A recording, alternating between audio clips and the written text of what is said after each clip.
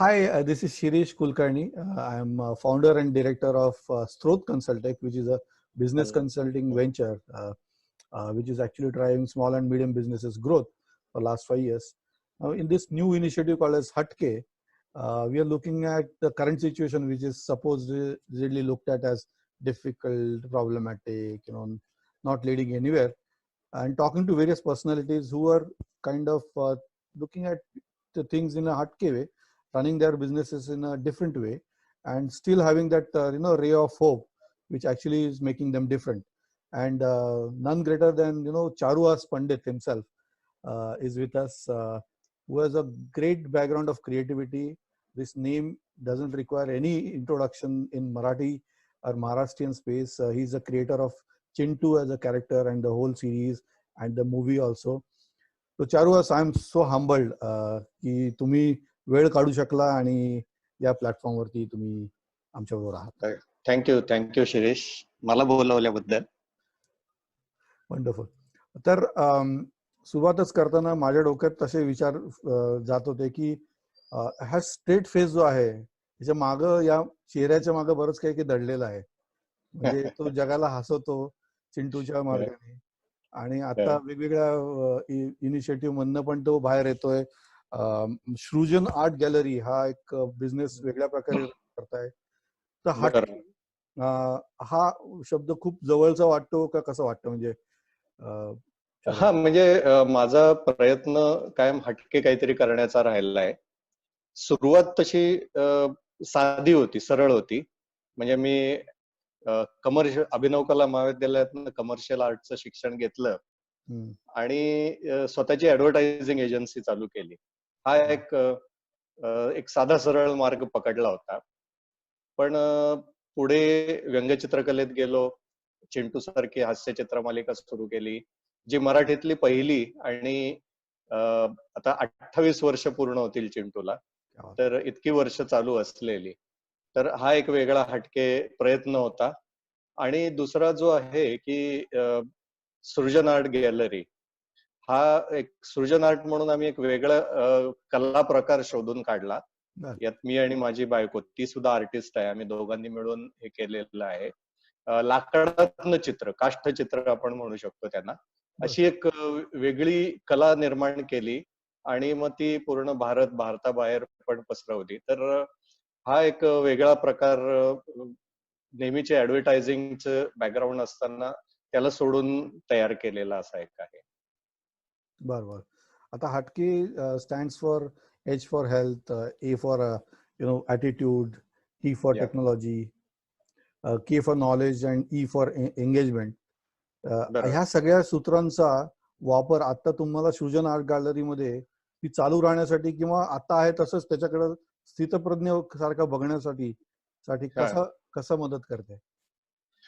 हटके म्हणजे त्यातलं जे टेक्नॉलॉजी हा तर भाग आहेच सृजन आर्टचा, कारण आम्ही लेझर टेक्नॉलॉजी वापरतो कटिंगसाठी.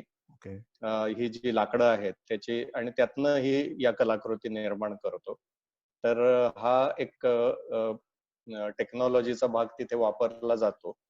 आत्ताच्या सिच्युएशन मध्ये खरं तर आमचं प्रॉडक्ट जे आहे ते फिजिकल, म्हणजे तुम्ही ऍक्च्युअल बघणं. कारण आम्ही जरी लाकडातनं चित्र तयार करत असलं तरी हे प्रत्येक लाकूड जे आहे ते त्याच्या नैसर्गिक रंगाचं आहे, आणि त्या नैसर्गिक रंगांचा वापर करून ते लाकडं आम्ही लेझरने कट करतो आणि पेस्ट करून त्यातनं आम्ही चित्र बनवतो. तर हे ऍक्च्युअल बघण्याचं माध्यम आहे. आणि खरं तर हा आमचा कन्स्ट्रेंट पण आहे की डिजिटल मीडियावर जे प्रत्यक्ष बघणं आणि डिजिटल मीडियावर बघणं यातला जो फरक आहे तो हा आमचा एक कन्स्ट्रेंट आहे. पण हा कन्स्ट्रेंट गृहीत धरून आम्ही आमची वाटचाल चालू ठेवतोय. आणि आता सुद्धा हा जो कालखंड आहे की तो एक गृहीत धरलेला आहे की बाबा, म्हणजे जेव्हा आपण व्यवसाय करत असतो तेव्हा मध्ये काहीतरी एक हिच येणार, असं एक गृहीत धरून तुम्ही जर का व्यवसाय केला तर मला वाटतं की आपण त्याला तोंड द्यायला तयार राहतो. आणि आता जे तांत्रिक हे आहे, तर आता लगेच तर आम्हाला त्याचा काही उपयोग होणार नाहीये. म्हणजे जरी आपण झूम मीटिंग घेऊ शकत असलो वगैरे, तरी आमचं प्रॉडक्टच इतकं आहे की वेगळ्या प्रकारचं आहे की आम्ही डिझाईन डेव्हलपमेंट हा भाग त्यात सांभाळू शकतो, पण ऍक्च्युअल फिजिकल वर्क आहे ते आता करू शकत नाही. त्यामुळे आता हा आहे तो लॉकडाऊनचा जो पिरियड आहे तो त्याच्यात आमचे क्रिएटिव्ह आउटपुट्स अजून आपण काय चांगलं देऊ शकू याचा विचार करण्यावर मी वेळ व्यतीत करतोय. बर बर बर. पण म्हणजे आधीच म्हणजे मला असं दिसतं की आपण जेव्हा कुठलाही बिझनेस हाताशी घेतोय हा त्याच्यामध्ये काय बिल्ट इन गोष्टी आहेत आणि त्याचा कॅश फ्लो कसा आहे, त्याच्यात मला सेल्स कसे करायचे आहेत, मार्केटिंगचे हा चॅनल्स कुठले आहेत, हे असे बरोबर आहे. डिझाईन केलेले आहेत की जे हा आत्ताच्या पॅन्डेमिक मुळे सगळं ब्लॉक हा झालं असताना सुद्धा मला हा तरी पण तुमच्या चेहऱ्यावरती स्थितप्रज्ञता दिसते. खरंच मला आर्टिस्ट असण्याचा ऍडव्हान्टेज आहे आणि डिसएडव्हान्टेज पण आहे. मग ते कसं सांगतो की डिसएडव्हान्टेज हा आहे की मला अकाउंट्स मधलं फारसं काही कळत नाही ओके. आणि ऍडव्हान्टेज असं आहे की ते कळत नाही त्यामुळे जरा काळजी घेतली जाते.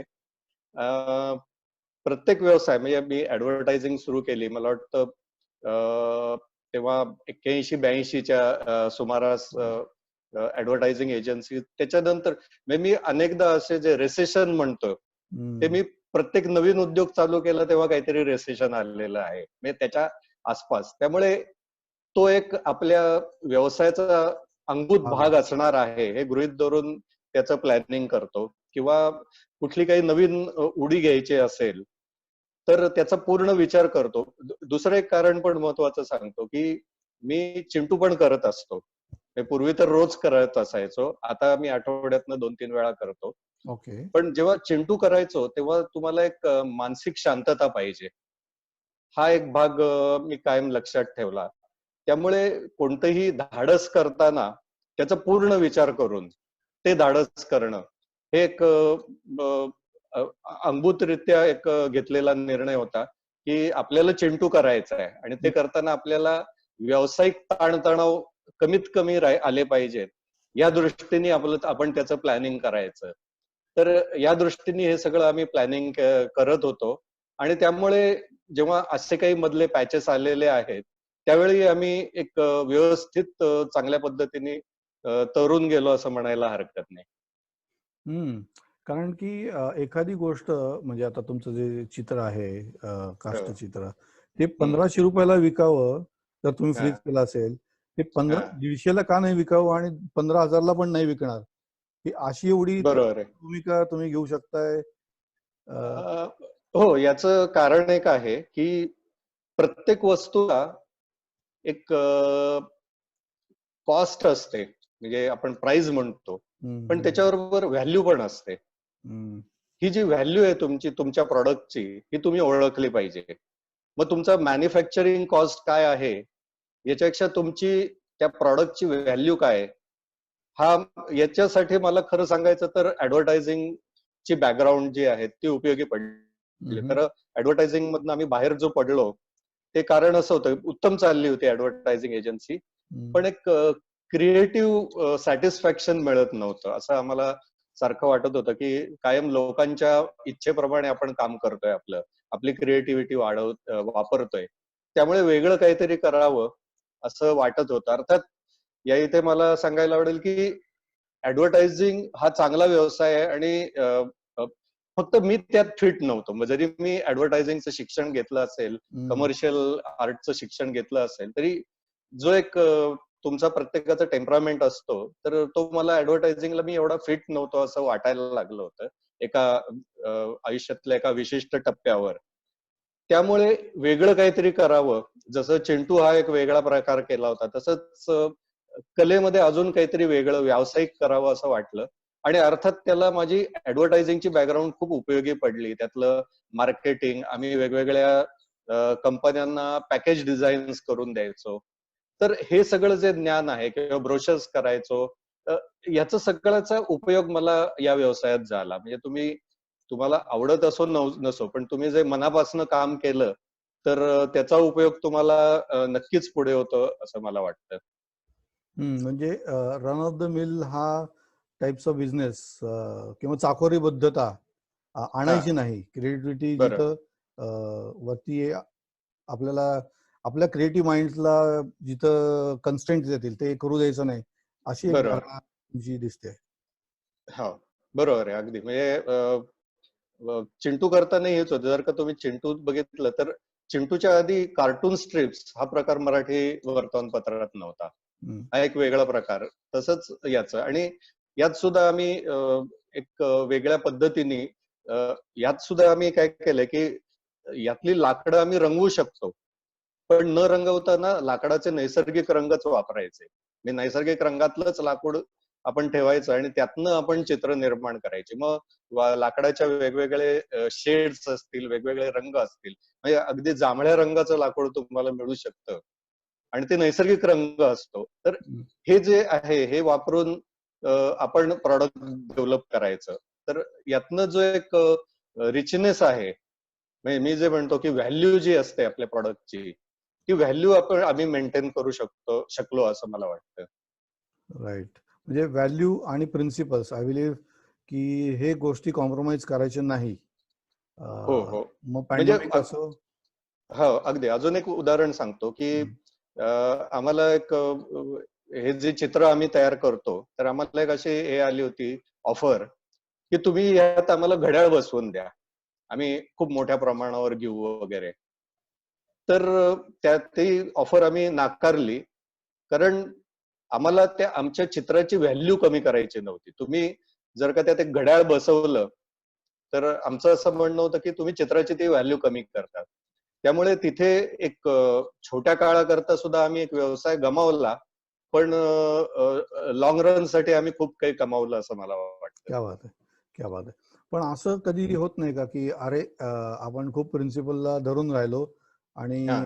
हळहळ वाटते का मध्ये कुठे की अरे नाही, नाही. कधीच म्हणजे हळहळ वाटण्याचा कधीच प्रसंग आला नाही. हा एक चांगला भाग आहे. आणि दुसरं अ, अ, अ, जसं मी म्हटलं की अ, याचा अकाउंट्सचा फार अनुभव नसल्यामुळे थोडी जास्त काळजी घेतली असल्यामुळे समजा आपल्याला काही प्रॉब्लेम आला असेल तरी आपण साऊंड स्थितीत असलं पाहिजे.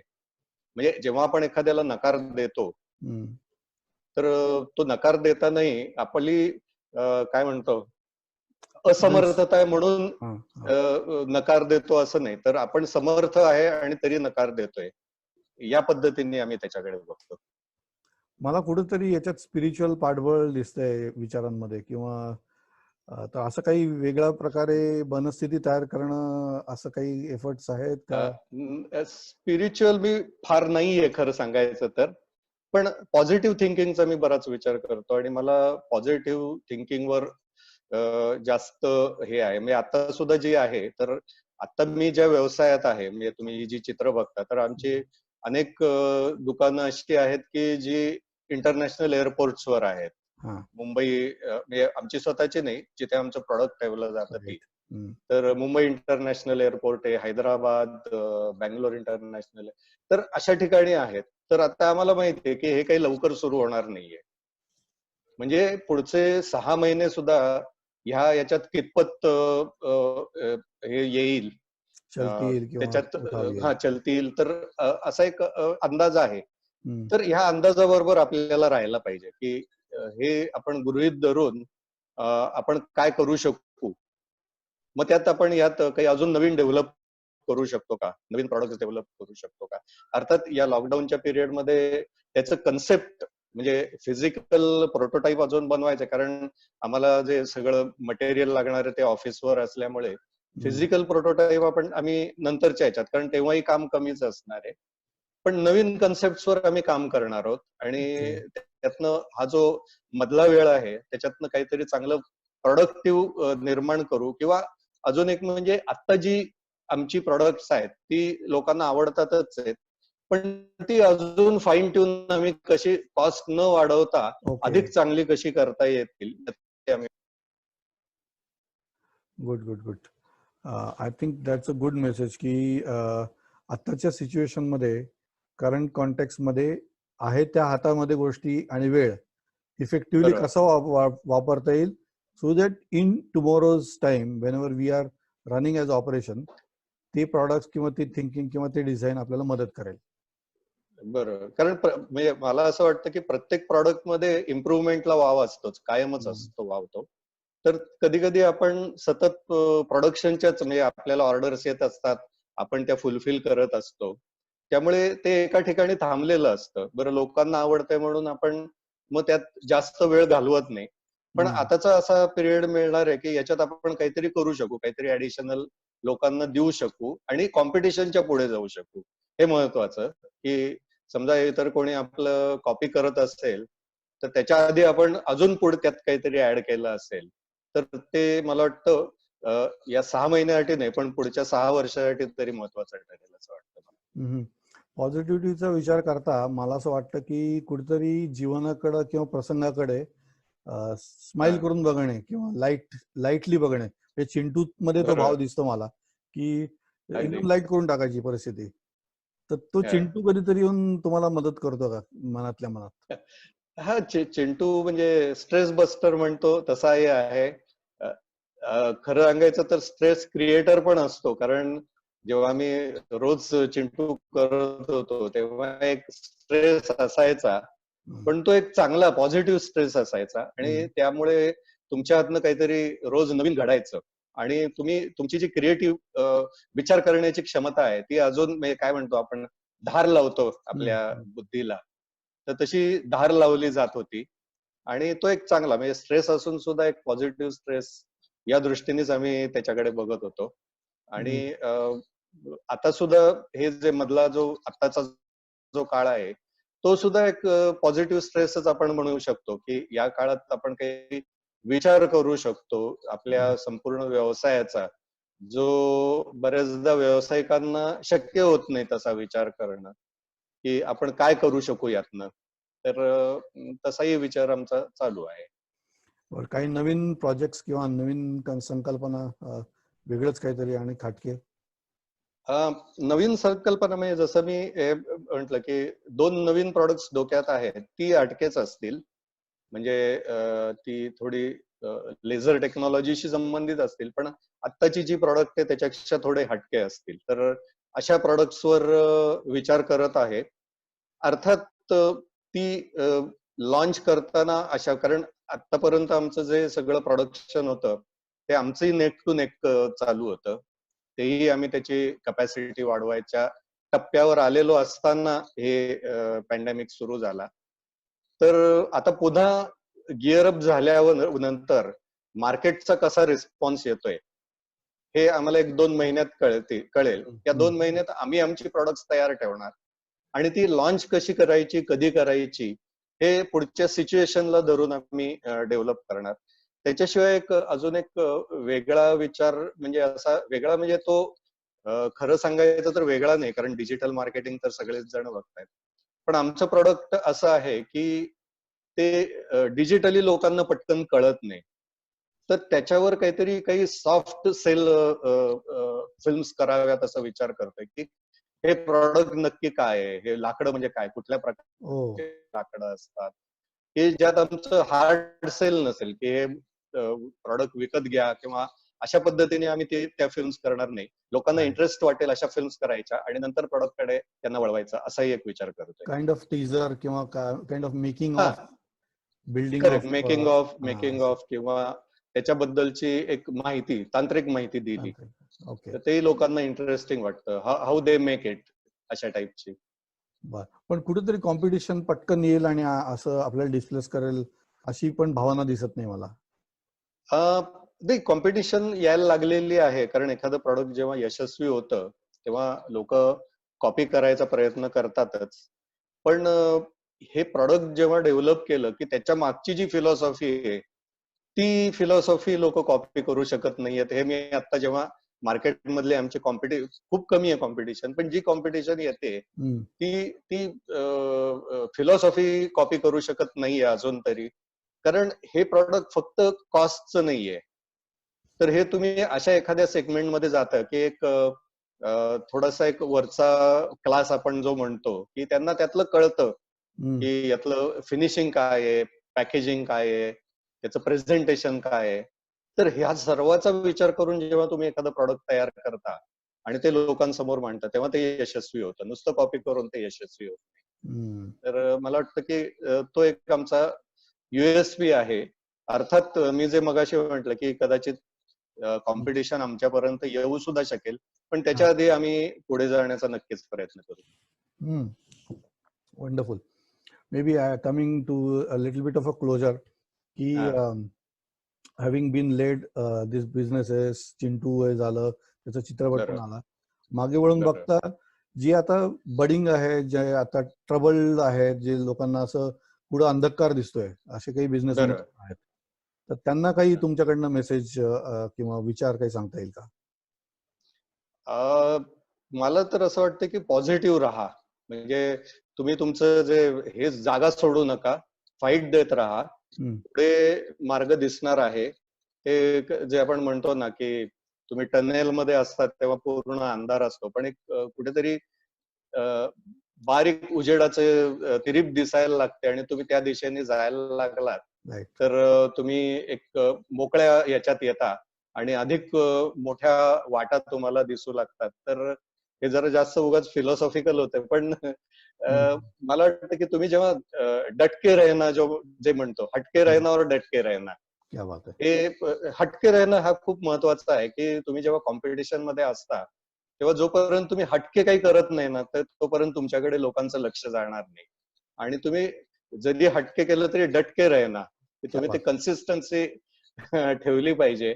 आणि ही कन्सिस्टन्सी ठेवली तर यश नक्कीच तुमचं आहे. आणि आताच्या याच्यात आपण जे म्हणतोय, मी माणसांच्या बाबतीत, माझ्या व्यवसायाच्या बाबतीत खूप पॉझिटिव्ह आहे. कारण आता जरी सगळं प्रवास वगैरे सगळं थांबलेला असला सगळ्यांचा, तरी माणूस हा असा प्राणी आहे की तो एका जागी स्थिर राहू शकणार नाहीये. तो पुन्हा सगळं नेहमी सारखं होईल, मध्ये काही खाचखळगे असतील, पण तर हे तुम्ही प्रत्येकाला माणसाला काहीतरी नवीन हवं असतं, वेगळं हवं असतं, आणि तुम्ही ते दिलं तर नक्कीच तुम्ही यशस्वी व्हाल असं मला वाटतं. Wonderful wonderful. आय थिंक जीवनाकडे बघण्याचा एक वेगळा दृष्टिकोन, आय थिंक हटके आणि दटके हे सगळ्यात महत्वाचा मेसेज आहे की think differently and be at it, be consistently doing those things, don't give up. I think that is a message. Don't give up हा खूप महत्वाचा आहे. Charuvas, it has been great honors to talk to you. Thank you so much for coming in and spending this time. It was very much insightful. Thank you very much. Yes. Thank you so much, and we wish you all the luck and prosperity in whatever ventures that you take up. God bless you and you keep progressing. Thank you. Thank you. Business कोई भी हो, success की नींव हम रखते हैं। बुलंदियों को छूने की आपके अरमानों की उम्मीद जगाती जोत है, हर सपनों का हम स्रोत है। सही स्ट्रेटेजी, परफेक्ट डिसीजन मेकिंग और बिजनेस ग्रोथ के लिए हम आपके साथ कंधे से कंधा मिलाकर आपकी स्वप्न पूर्ति करते हैं। स्त्रोत कंसल्टेक, सिनर्जाइजिंग ट्रांसफॉर्मेशन।